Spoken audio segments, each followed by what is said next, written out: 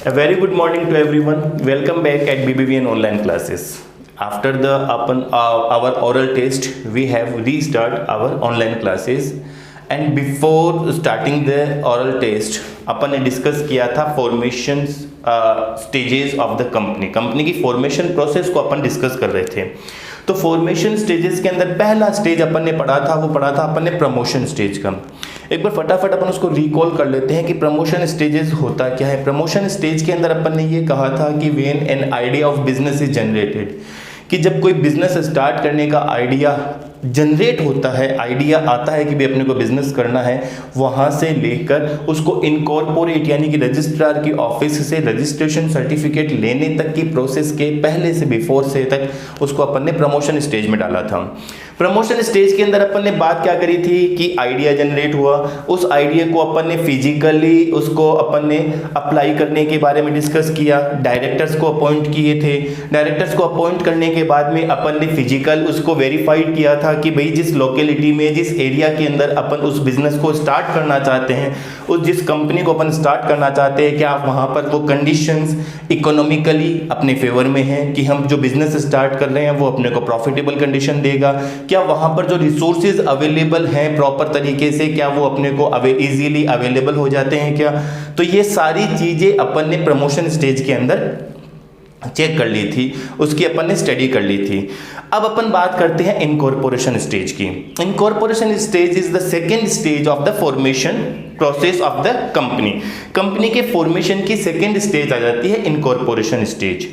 Incorporation stage का मतलब हो जाता है, इनकॉर्पोरेशन स्टेज का मतलब है कि it is the registered under the company act 1956 with registrar, यानी कि रजिस्ट्रार के पास में अंडर कंपनी एक्ट 1956 के अंदर कंपनी को रजिस्टर्ड करने की जो प्रोसेस है वो इनकॉर्पोरेशन स्टेजेस की प्रोसेस कहलाती है। इनकॉर्पोरेशन स्टेजेस के अंदर पहला जो इसका फंक्शंस आता है, इसके स्टेप्स होते हैं इनकॉर्पोरेशन स्टेजेस के जो स्टेप्स हैं, पहला स्टेप्स होता है फिलिंग ऑफ नेसेसरी डॉक्यूमेंट्स, यानी कि जो प्रमोशन स्टेजेस पर अपन ने पढ़ा था कि व्हेन वो person perform the activities during promotion stages is known as promoters, और promoters can be an individual, a group of person or an institution, यानी कि प्रमोशन स्टेजेस पर जो प्रमोटर्स होते हैं वो प्रमोटर्स अब इनकॉर्पोरेशन स्टेजेस के अंदर फिलिंग ऑफ नेसेसरी डॉक्यूमेंट्स, कुछ डॉक्यूमेंट्स नेसेसरी लीगल डॉक्यूमेंट्स को फुलफिल करते हैं। सबसे पहला आ जाता है मेमोरेंडम ऑफ एसोसिएशन, यानी कि एमओए, जिसको कि अपन ने क्या कहा था कि it is the most important document of company, जहां पर कि कंपनी के रूल्स रेगुलेशन, उसकी अथॉरिटीज के बारे में बात करी जाती है, वो चीज फिलअप करी जाती है। इसको अपन आगे और ब्रीफली डिस्कस करेंगे। उसके बाद सेकेंड डॉक्यूमेंट की बात करी, वो कर ली आर्टिकल ऑफ एसोसिएशन, जिसको कि शॉर्टकट में अपन बोलते हैं एओए। इसको क्या बोलते हैं? एमओए, इसको बोलते हैं एओए। फिर थर्ड आ जाता है स्टेटमेंट ऑफ ऑथोराइज्ड कैपिटल, कि कंपनी की ऑथोराइज्ड कैपिटल क्या होगी। अब ये बात आती है यहाँ पर ऑथोराइज्ड कैपिटल की, कि भी ऑथोराइज्ड कैपिटल क्या होती है कंपनी की। तो अपन ये कहते हैं कि authorised capital is that capital that is written in MOA, जो मेमोरेंडम ऑफ एसोसिएशन में लिखी हुई होती है वो कंपनी की ऑथोराइज्ड कैपिटल होती है। अदरवाइज में अगर बात करें कि ऑथोराइज्ड कैपिटल कंपनी की, जिस कंपनी अपने होल लाइफ में जितनी अमाउंट के शेयर्स जनरल पब्लिक को इश्यूज करती है वो उसकी ऑथोराइज्ड कैपिटल होती है। सिंपल लैंग्वेज में अपन अगर अपनी ऑन लैंग्वेज में बात करें तो ऑथोराइज्ड कैपिटल वो कैपिटल होती है जो कंपनी अपने होल लाइफ में, अब कंपनी की life, company is an artificial person, कि वो तो आर्टिफिशियल पर्सन है, उसकी लाइफ कितनी भी हो सकती है, कोई फिक्स नहीं हो सकती, यानी कि कंपनी की अगर लाइफ जितनी भी है, चाहे वो 100 ईयर्स हो, 50 ईयर्स हो, 60 ईयर्स हो या 200 ईयर्स हो, तो कंपनी अपने होल लाइफ में जितनी अमाउंट के शेयर्स जनरल पब्लिक को इश्यू कर सकती है वो उसकी क्या कहलाती है? ऑथोराइज्ड कैपिटल कहलाती है। फोर्थ डॉक्यूमेंट की बात करी तो अपन ने कहा कि a list of directors with their names, addresses, occupation and age, यानी कि ए लिस्ट ऑफ डायरेक्टर्स, जो कंपनी के प्रोस्पेक्टस अपन ने प्रमोशन स्टेज में पढ़ा था कि जो मेमोरेंडम ऑफ एसोसिएशन में सिग्नेचर करते हैं पर्सन वो कंपनी के फर्स्ट डायरेक्टर कहलाते हैं। तो जो मेमोरेंडम ऑफ एसोसिएशन जब उसने प्रिपेयर किया प्रमोटर ने, तो उसके अंदर जिस पर्सन ने सिग्नेचर किए थे वो कंपनी के फर्स्ट डायरेक्टर हैं। तो उन डायरेक्टर्स की लिस्ट, उनका एड्रेस, उनका ऑक्यूपेशन, क्या बिजनेस करते हैं, और उनकी एज, ये एक लिस्ट साथ में प्रोवाइड करवा दी जाती है। थर्ड, अपना फोर्थ आ जाता है the written consent of the director to act as director. तो जो डायरेक्टर कंपनी के बने थे, जिन्होंने मेमोरेंडम ऑफ एसोसिएशन में सिग्नेचर किया था, उनका रिटन कंसेंट यानी कि उनका रिटन, उनसे एग्रीमेंट कर लिया जाता है कि वो एज ए डायरेक्टर इस कंपनी में काम कर रहे हैं।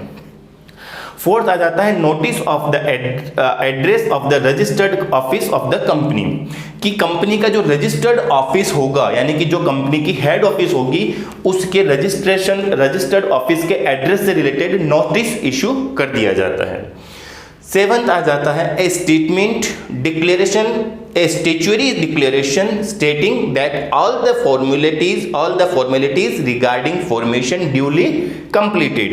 यानी कि एक स्टैट्यूटरी डिक्लेरेशन करना पड़ता है प्रमोटर्स को कि जो फॉर्मेशन से रिलेटेड जितनी भी फॉर्मेलिटीज थी वो कंप्लीट कर ली गई है, कंप्लीशन उसको कर दिया गया है। ये सारे नेसेसरी डॉक्यूमेंट्स फिल करने के बाद, यानी कि ये प्रमोटर्स जो होता है वो ये सारे नेसेसरी डॉक्यूमेंट्स को फुलफिल करता है, प्रिपेयर करता है।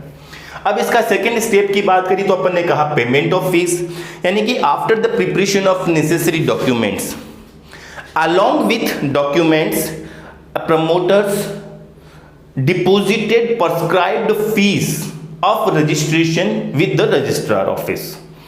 यानी कि इस डॉक्यूमेंट्स के साथ में प्रमोटर्स को क्या करना होता है, प्रिस्क्राइब्ड फीस, यानी कि जो उनकी डिसाइडेड की हुई है रजिस्ट्रार के ऑफिस के थ्रू, जो फीस डिसाइडेड की गई है, उस फीस के साथ, इन डॉक्यूमेंट्स के साथ में उस फीस को रजिस्ट्रार की ऑफिस में डिपॉजिट करवानी होती है।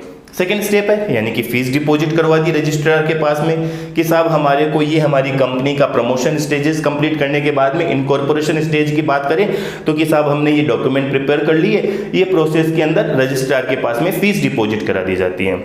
And the amount of registration fees depends on the amount of authorised capital. अब वो फीस की अमाउंट कितनी होगी वो किस पर डिपेंड करती है, ऑथोराइज्ड कैपिटल की अमाउंट के ऊपर डिपेंड करती है। यानी कि कंपनी की ऑथोराइज्ड कैपिटल जितनी ज्यादा होगी रजिस्ट्रेशन फीस भी उतनी ही ज्यादा होगी। उसके बाद में थर्ड स्टेज आ जाता है registration. After submitting the all above documents and registration fees, the registrar verified the authenticity of the document and registration fees slip. Then he satisfied with all the documents and registration fees are duly right, सही है. Then he entered the name of the company in the register. यानी कि क्या करना होता है कि जब रजिस्ट्रार सारे डॉक्यूमेंट्स की ऑथेंटिसिटी को वेरीफाइड करने के बाद में, उसकी जांच करने के बाद में, रजिस्ट्रेशन फीस की जो स्लिप होती है उसको चेक करने के बाद में वो क्या करता है, जब वो खुद सेटिस्फाइड हो जाता है कि भाई सारे डॉक्यूमेंट्स प्रॉपर तरीके से सही हैं, फीस प्रॉपर तरीके से पे की गई है, तो रजिस्ट्रार उस कंपनी के नेम को अपने यहाँ जो रजिस्टर होता है उसमें एंटर कर लेता है. It means when the registrar entered the name of the company in the register, it means the legal born of the company. यानी कि जिस डेट को रजिस्ट्रार रजिस्टर में कंपनी का नाम लिख लेता है उसी डेट को कंपनी की लीगल सेपरेट एंटिटी लागू हो जाती है. इट मीन्स कंपनी एक आर्टिफिशियल पर्सन बन जाती है, क्रिएट हो जाती है और उसकी एक अलग एंटिटी हो जाती है विथ देयर डायरेक्टर्स और ऑनर्स. कंपनी के ऑनर से और उसके डायरेक्टर से कंपनी की एक अलग एंटिटी क्रिएट हो जाती है. कब हो जाती है? When the registrar enter the name of the company in the register. Fourth अपन ने लिखा सर्टिफिकेट ऑफ इनकॉर्पोरेशन, यानी कि after the enter of the name of the company in register the registrar issues a certificate that is called incorporation certificate. अब देखिए, suppose इसको अपन एक example के थ्रू समझते हैं. सपोज एक company issued incorporation certificate of 24 August. Imagine कर रहे हैं अपन, सपोज कर रहे हैं कि कंपनी को एक जो उसका इनकॉर्पोरेशन सर्टिफिकेट है वो रजिस्ट्रार ने इश्यू किया 24 अगस्त को, but the date printed on incorporation certificate is 22 August, क्योंकि जो इस सर्टिफिकेट के ऊपर जो डेट मेंशन की गई है वो कौन सी करी गई है 22 अगस्त की, और सर्टिफिकेट इश्यू कब किया 24 अगस्त को। That means the company have a legal separate entity on 22 अगस्त। अभी बताया आपको कि जब कंपनी का रजिस्ट्रार कंपनी का नाम अपने रजिस्टर में एंटर कर लेता है, उसी डेट से कंपनी एक आर्टिफिशियल पर्सन बन जाती है। इट मींस जब कंपनी के सर्टिफिकेट पर जो डेट मेंशन की गई है 22 अगस्त, द कंपनी में डीलिंग्स, बिजनेस डीलिंग्स विथ 20 और 23 अगस्त, कंपनी को 23 अगस्त से कंपनी अपनी बिजनेस डीलिंग्स स्टार्ट कर सकती है व्हेनेवर। और उसको जब सर्टिफिकेट कभी भी इशू हुआ हो, भले ही उसको सर्टिफिकेट 24 अगस्त को मिला है, लेकिन सर्टिफिकेट के ऊपर डेट कौन सी थी 22 अगस्त, यानी कि उस डेट को कंपनी का लीगली रूप से बोर्न हुआ है, कंपनी लीगली रूप से जनरेट हुई है, यानी कि कंपनी को एक एंटिटी के रूप में परमिशन मिल चुकी है 22 अगस्त से। तो ये सारी प्रोसेस अपन ने इनकॉर्पोरेशन स्टेजेस के अंदर बात करी थी कि ये सारे स्टेप्स इनकॉर्पोरेशन स्टेजेस के अंदर आते हैं। एक बार फटाफट वापस रिकॉल करते हैं कि इनकॉर्पोरेशन स्टेजेस के स्टेप्स क्या है। सबसे पहला step filling of necessary documents. जो प्रमोटर्स होते हैं वो सारे डॉक्यूमेंट्स को प्रिपेयर करते हैं। सारे डॉक्यूमेंट्स को प्रिपेयर करने के बाद में अब डॉक्यूमेंट कौन कौन से प्रिपेयर करने होते हैं, MOA, AOA, a list of directors, a statement of authorized capital, a list of directors with their names, address, occupation and age, the written consent of the director to act as director, notice of the address of the registered office of the company, or a statutory declaration stating that all the formalities regarding formation is duly completed. उसके बाद में along with documents a prescribed fees have to be deposited with registrar।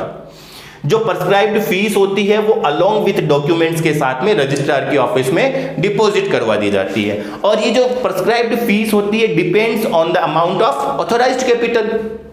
ये fees किसके ऊपर depend करती है, authorised capital के amount के ऊपर डिपेंड करती है।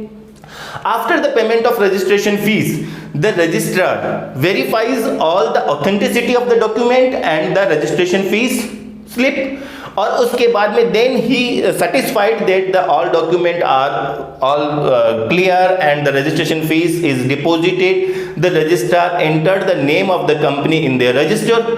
कंपनी के रजिस्ट्रार अपने रजिस्टर में कंपनी का नाम एंटर कर लेता है। जैसे ही रजिस्ट्रार अपने रजिस्टर में कंपनी का नाम एंटर करता है, कंपनी को लीगल एंटिटी की परमिशन मिल जाती है। इट मींस कंपनी एक आर्टिफिशियल पर्सन बन जाती है। उसके बाद में registrar issues a certificate of incorporation after the enter the name of the company in the register of the registrar. The registrar issues a certificate of incorporation, यानी कि वो उसको बिजनेस डीलिंग्स स्टार्ट करने के लिए एक सर्टिफिकेट इशू कर देता है। क्लियर है। अगले स्टेजेस की जब बात करेंगे तब अपन बात करेंगे कैपिटल सब्सक्रिप्शन की, कैपिटल स्टेजेस की। कैपिटल सब्सक्रिप्शन के बारे में थोड़ा सा अपन एक बार अभी माइंड मैप कर लेते हैं अपना कि कैपिटल सब्सक्रिप्शन के बारे में सबसे पहले कंपनी को एक अथॉरिटी मतलब से है उससे परमिशन लेनी है, और वो कौन सी होती है, SEBI, security exchange board of India से परमिशन लेनी होती है।